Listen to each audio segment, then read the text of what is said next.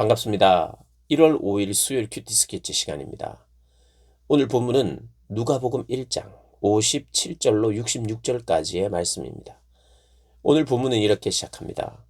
엘리사벳이 해산할 기한이 차서 아들을 낳으니 이웃과 친족이 주께서 그를 크게 긍휼히 여기심을 듣고 함께 즐거워하더라.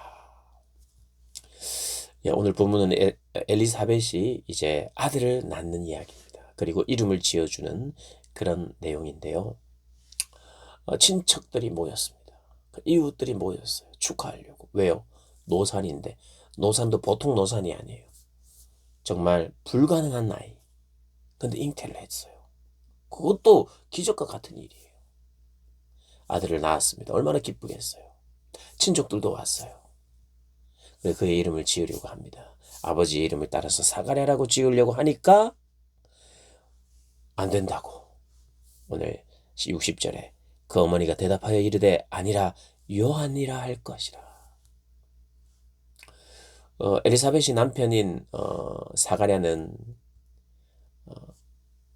아들을 낳게 되겠다고 했을 때 의심했어요. 믿긴 믿었지만 의심을 했어요. 제대로 안 믿은 거죠. 그래서 징계를 받았죠. 어떤 징계입니까? 10달 동안 말을 못했어요. 오늘까지 말을 못한 거예요. 이름을 지을 때까지. 요한이라고 지어야 된다. 그렇게 하자 사람들이 네 친족 중에 이 이름으로 이름한 이가 없다. 그래서 또 안 된다. 서로 이제 옥신각신하고 있을 때 사가랴가 몸짓을 합니다. 그리고 서판을 가져와서 여기에다가 글을 써요. 이름을 요한이라고 지으세요. 반드시 요한이어야 됩니다. 이렇게 이제 적은 거예요. 그리고 사람들이 깜짝 놀라고, 그런데 더 놀란 것은 입이 열리고 혀가 풀리면서 말을 하고 하나님을 찬송하는 거예요.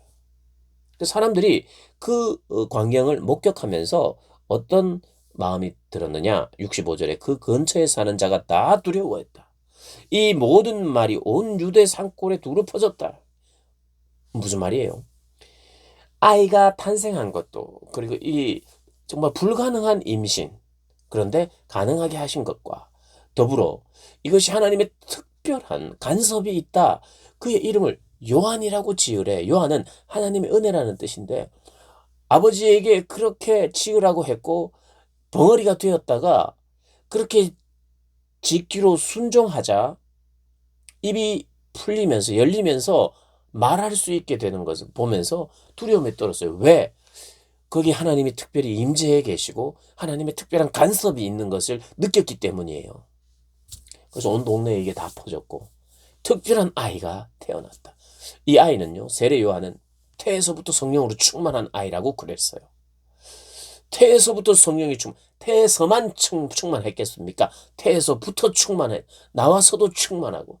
여기 오늘 보면 듣는 사람이 다 이 말을 마음에 두며 이르되 이 아이가 장차 어찌 될까 하니 이는 주의 손이 그와 함께 하시며. 주의 손은 하나님의 능력을 이야기합니다. 주의 손 하면 능력이에요. 구약 성경에 많이 사용된 여호와의 손, 여호와의 능력을 말하는 것입니다. 또 성령의 능력을 말하는 것이에요. 성령을 이야기하는 것입니다. 하나님의 손이 그와 함께 있다. 그와 하나님이 함께 하신다는 거예요. 성령으로 함께 하신다는 의미예요. 어려서부터 성령으로 충만한. 그러니까 그렇게 하나님께서 간섭하시고 임재하시고 이 아이가 장차 어떻게 될지, 하나님 앞에 어떻게 쓰일지 기대하면서 두려워하면서 하나님을 바라보게 한 사람이라는 거예요. 두려움과 공적인 기대가 이 세례 요한에게 집중됐어요. 그래서 세례 요한은요, 나중에 이제 사역을 시작할 때 많은 사람들에게 회개의 메시지를 전하자 많은 사람들이 회개를 했습니다. 독설도 했어요. 그러나 세례 요한을 아무도 함부로 할 수 없었어요. 심지어는 결국 그를 죽이게 된 헤롯 왕조차도 세례 요한을 함부로 할 수 없었어요. 세례 요한을 존경했어요. 세례 요한이 바른 말을 했지만 잠시 거슬렸지만 잠시 주기 위해서 사실은 잠깐만 가두었어요. 그러나 생일 잔치 때 그가 실언을 하는 바람에 목을 베어버렸죠. 어쨌든 유대 사회에서 세례 요한은요, 공적인 기대를 받으며 그를 인정하며 사람들이 그를 막 핍박하고 사람들이 그렇게 그를 어떻게 욕을 먹는 사람이 아니었어요. 그리고 성경도 그가 여자가 낳은 자 중에 가장 크다고 말했고, 오히려 엘리야와 같은, 엘리야는 기적의 사람 아니겠어요? 하나님의 능력의 선지자 아니겠습니까? 엘리야보다 더 큰 자, 하나님의 능력이 함께하고 하나님의 손이 함께하고 성령으로 충만한 아이. 이 아이가 내일 본문에 나오지만 어려서부터 빈들에서 살기 시작했어요. 빈들에서 나갔다는 것은 이 세상과 단절되어 있는 곳, 성령으로 충만한, 여러분, 성령으로 충만하면 대부분이 세속과 단절이 됩니다. 세상 안에 있지만 세상에 속하지 않는. 그 빈들에 갔다는 것은 여러분 산에서 살아야 된다 이런 의미가 아니라 나를 다른 어떤 것이 주장할 수 없는 사람으로, 또 적당하게 외로워야만 주님과 더 깊은 교제가 가능하죠. 세례 요한이 그랬어요. 그래서 세례 요한을 소개하는데 어려서부터 태에서부터 성령으로 충만했고 또 하나님의 능력, 하나님의 손이 함께 있고 엘리야보다 더 크고 많은 사람들에게 존경과 참된 선지자라고 인정을 받는 사람이었어요. 근데 여러분, 오늘 사가랴가 말을 못하다가 지금 말을 하게 된 것은요, 더 이 아이를 주목하게 만들었어요. 왜냐하면 사가랴가 그렇게 하나님 그 천사 가브리엘에게 의심의 발언을 하지 않고, 혹시 의심의 발언을 했다 하더라도 이렇게 네가 왜 믿음이 없느냐 하고 꾸짖고 말을 계속 할 수 있었다면 그냥 이 정도로 주목을 받지는 않았을 거예요.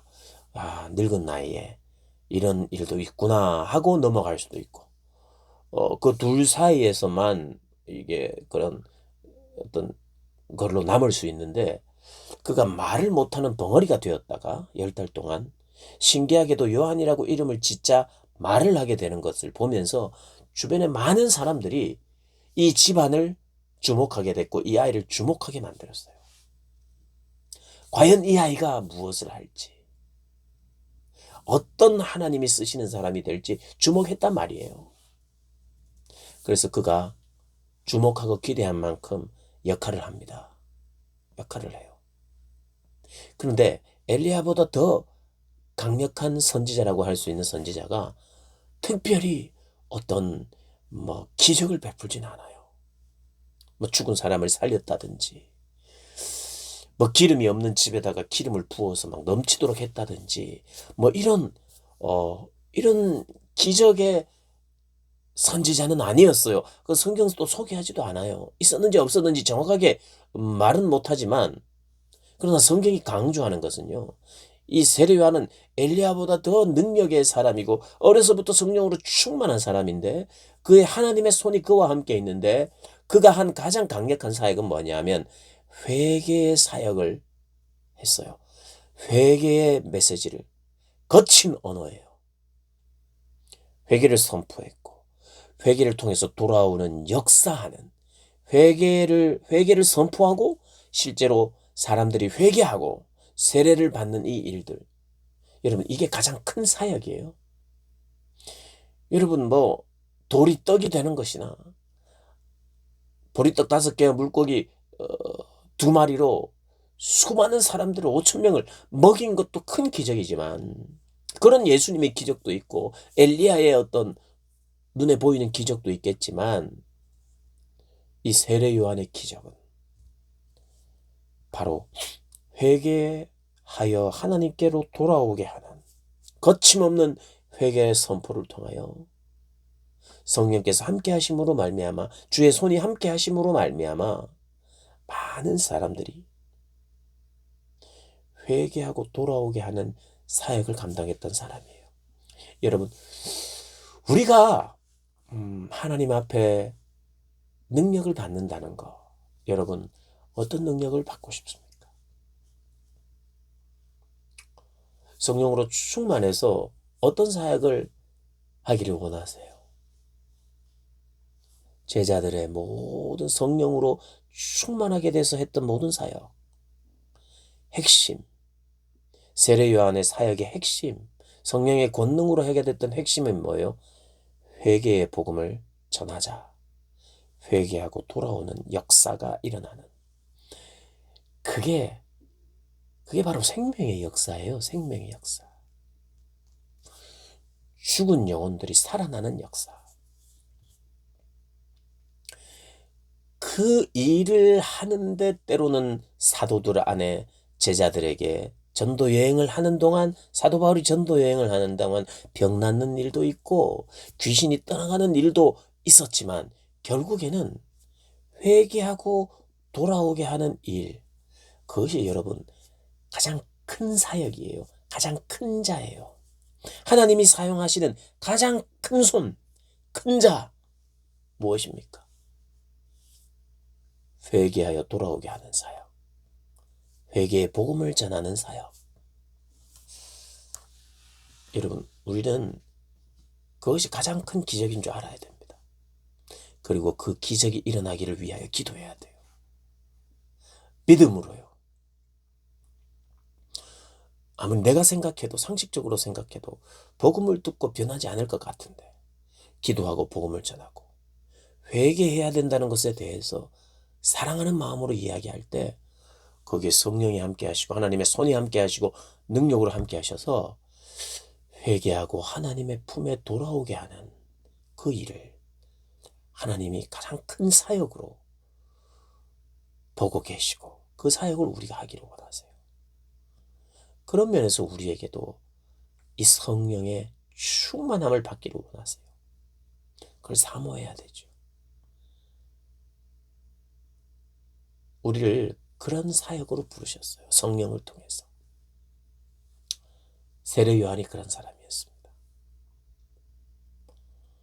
세례 요한과 똑같이 살 수는 없지만 세례 요한 안에 있었던 성령이 우리 안에 있을 때 하게 되는 사역, 여러분 꼭 기억하셔야 돼요. 주님을 알게 되고 주님을 만나게 되고 주님의 뜻을 찾을 때 반드시 이게 들어오게 돼 있습니다. 복음을 전해야 된다는 죽어가는 영혼에 대한 열정, 그런 것들이 우리에게 생겨나야 돼요. 그것이 자꾸 사라진다는 것은 신앙이 죽어간다는 뜻입니다. 성령으로 충만하지 않다는 증거예요. 성령으로 충만하면 복음을 전하게 돼 있어요. 성령 충만하여서 복음을 전하고 내가 전한 복음을 듣고 회개하고 돌아오는 일이 있기를 기대하고 소망하고 또 꿈꾸는 여러분들 되시기를 주님의 이름으로 축복합니다.